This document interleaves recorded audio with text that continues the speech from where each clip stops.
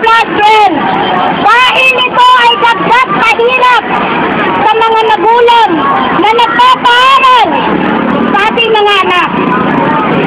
Tayo po, ang ating mga anak, ang mga bata na nag-aaral ngayon, ay isang magiging alipin ng dayuhan.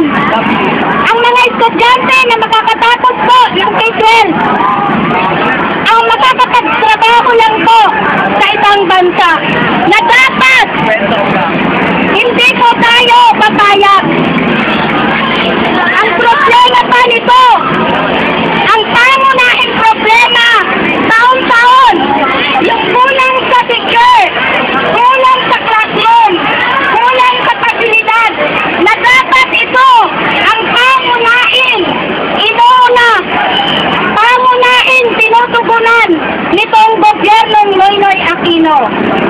Kaya po, dapat tayong mga estudyante ngayon, sama-sama po tayo para tutulan itong K+12.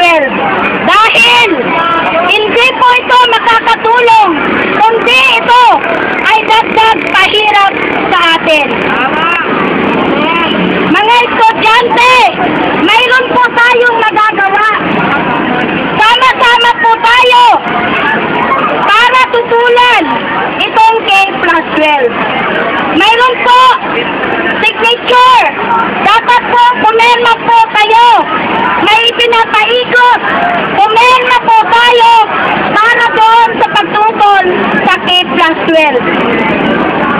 Kaya po, nananawagan ko ang Gabriela, ang lahat ng organisasyon na nagpapaguyod ng tunay sana, hindi yung buhat na edukasyon.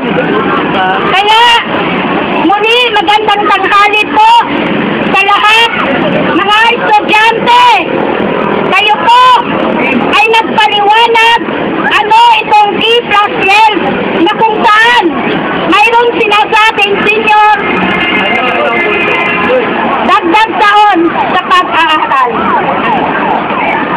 Huwag po tayo manahimik. Sabihin po natin sa ating mga nanay, ipaliwanag itong dagdag pahirap na pagdagdag taon sa pag-aaral ng ating mga anak. Kaya po, sa lahat, sana sa loob ng klase ninyo, yung hindi po alam ano ba itong K+12, ipaliwanag po ninyo. Kasi hindi po talaga ito makakatulong kung hindi dagdag ito pahirap sa ating mga magulang na nagpapaaral. Dagdag na budget. Dapat itong gobyernong ito, si Noynoy Aquino, kailangan ang dapat dagdagan ang budget sa edukasyon. Ito, hindi dagdagan ang taon sa pag-aaral. Kasi hindi po magiging kalidad ang edukasyon kung hindi dagdagan ang guro, dagdagan ang classroom, dagdagan ang pasilidad. Dahil sa loob ng classroom, nagtisiksikan ilan ang estudyante sa loob ng classroom. Mahigit 50. Paano magiging kalidad ang edukasyon kapag ganito ang nangyayari sa loob ng classroom? Kaya po, ang panawagan natin, ipasura ang K-12. Lahat po ito dapat panawagan natin. At trabaho, hindi K-12. Trabaho sa mamamayan, hindi solusyon ang K-12. Muli, magandang tanghali po sa lahat na nandito na mga estudyante na nakikinig. Ipaliwanag po ano ang K-12.